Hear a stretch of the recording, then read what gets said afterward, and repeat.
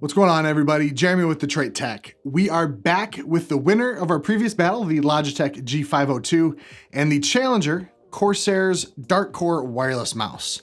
The battle of the ultra low latency wirelessly charging mice continues. We'll have a link to purchase the mice in the description below if you'd like to help support the channel. Before we jump into it, let us know in the comments below what mouse you think I'll choose and what mouse you would choose. Go ahead, I'll wait. Quick recap of the 502. 11 programmable buttons, 16,000 DPI sensor, ultra-fast Lightspeed wireless technology, G-Hub software for customizing the buttons and the RGB. It does charge wirelessly, but you have to buy the special PowerPlay mouse mat. It does not just work with the Qi charger or anything like that. The Dark Core from Corsair has 9 reprogrammable buttons, also has a 16K sensor and extremely fast wireless technology. It also has Bluetooth capability. It utilizes iQ as the software to reprogram the buttons and control RGB. It charges via the Qi wireless charging protocol. It also comes with 2 options for the pinky rest. To the head-to-head. Let's start with ergonomics. If you watched our video a little while ago about the G502 and 903, which of course you can check out over here, you'll know I love how the 502 fits my hands. I have kind of Linus size hands, and the 502 is a bit thinner than the Dark Core, and the palm bump is perfect for how I hold the mouse and how I like it to feel. The rubber grip on the sides is great for security in the hand while lifting the mouse and resettling it on the mouse pad. There's no pinky support, and I do find my pinky kind of running across the mouse pad fairly often. I'm used to it, but it would be nice if there were some support there. The biggest downside, not really for me, but for other people, is this is only for right-handed people. So the Dark Core is not an uncomfortable mice. Palm bump sits a bit further forward, at least for me. Just takes a couple minutes really to get used to. I love the soft touch plastic on the palm rest. It is really comfortable. The optional pinky rest is great, and I never find my pinky sliding across the mouse pad. It is a touch wider, but I can still wield it fine with my little hands. The thumb rest is nice and comfortable, and this also is only for right-handers. Sorry. Weight-wise, the 502 weighed in at 118 grams and the Dark Core at 137 grams.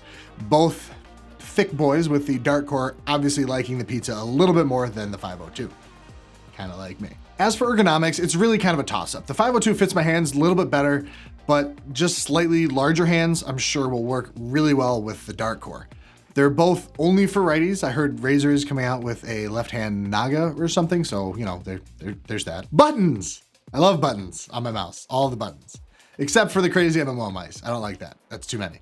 I'm not smart enough to operate 400 buttons just on my thumb. The 502 has 11 programmable buttons or reprogrammable buttons. The Dark Core only has 9. This all depends on what you need. They both have the sniper button and 2 side buttons with DPI switching buttons right like above on the left side. They have the mode switching / battery checking button under the mouse wheel. The Logitech's obvious extra button here is not reprogrammable. It just allows for the hyper scrolling mouse wheel. The difference in button number lies on the mouse wheel. The 502 has the left-right mouse wheel click.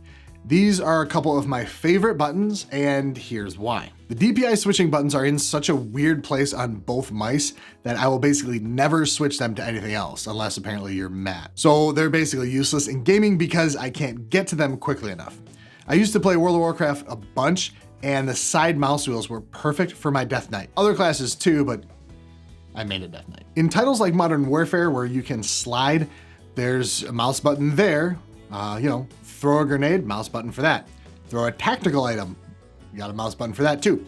It's also helpful to have a mouse button for melee, so I don't actually have to like shift a finger on the WASD keys. On the topic of the sniper button and side buttons, so Corsair makes an interesting choice, a very interesting design choice, by having the sniper button nestled in the middle of the 2 side buttons, but on the same plane. This makes the sniper button much easier to hit and use, unlike the very forward placing on the 502, but on the Dark Core makes the forward side button almost impossible to hit without shifting my grip entirely.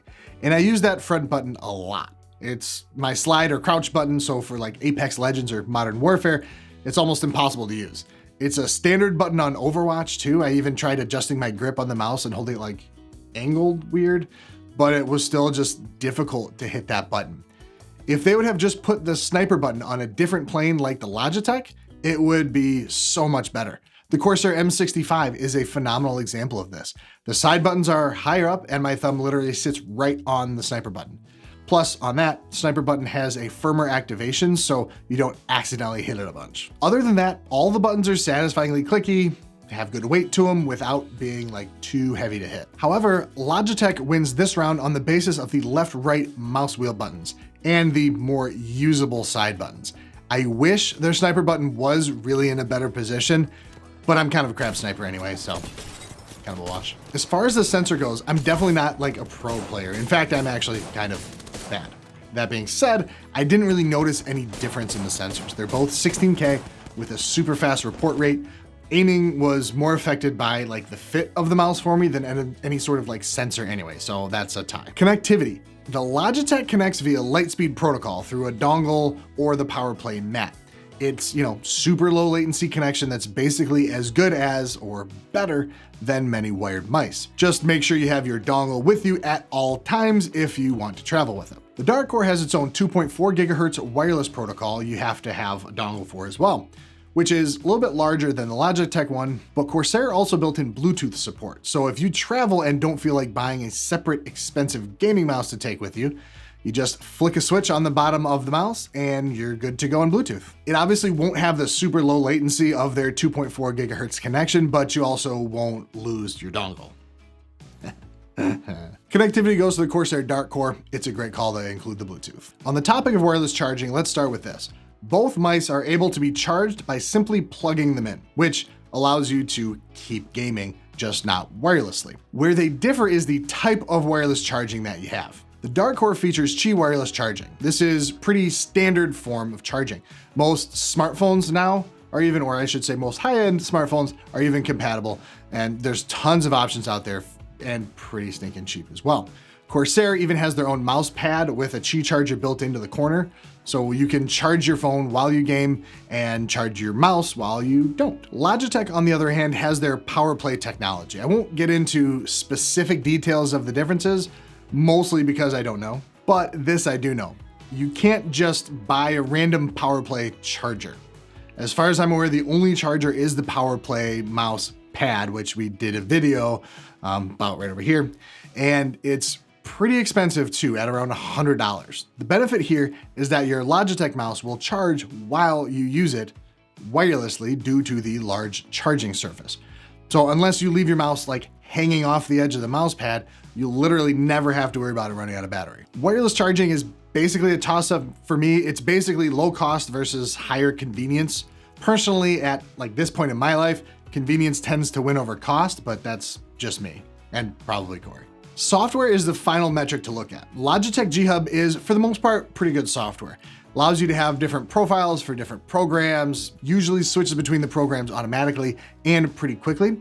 I've been having an issue with Premiere recently where it hasn't been switching, so I've been missing a couple very key button commands, but I think it was an updated Premiere, so it didn't, whatever. It lets me match my RGB on my mouse and mouse pad, which is obviously super necessary.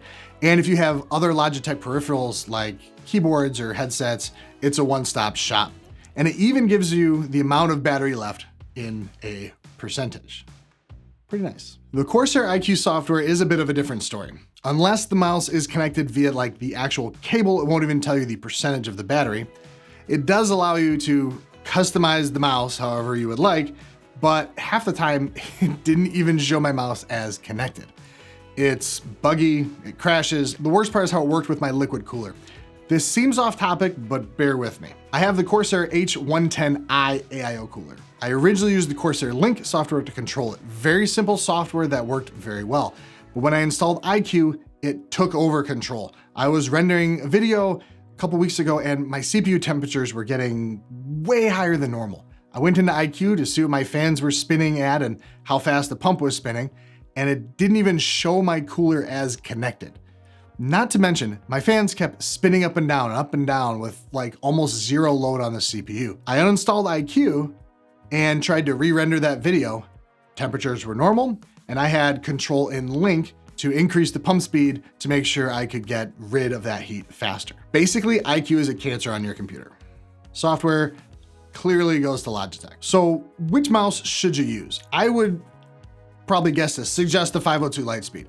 If you have medium to small hands and like your computer to, work, because the software isn't completely screwing it over, the 502 would be great. If the form factor of the Dark Core is amazing for you, I think you can install iCUE, store a couple profiles on the mouse, and uninstall iCUE. That might work. But for me, give me left-right mouse wheel buttons or give me death. So thanks for watching, everybody. If this video was helpful, hit the thumbs up and subscribe. If you can't deal with such heavy mice because you only use like the Model O, don't hit the thumbs down. That's fat shaming, rude. Either way, let us know in the comments below what mouse you would choose, and we'll catch you in the next one.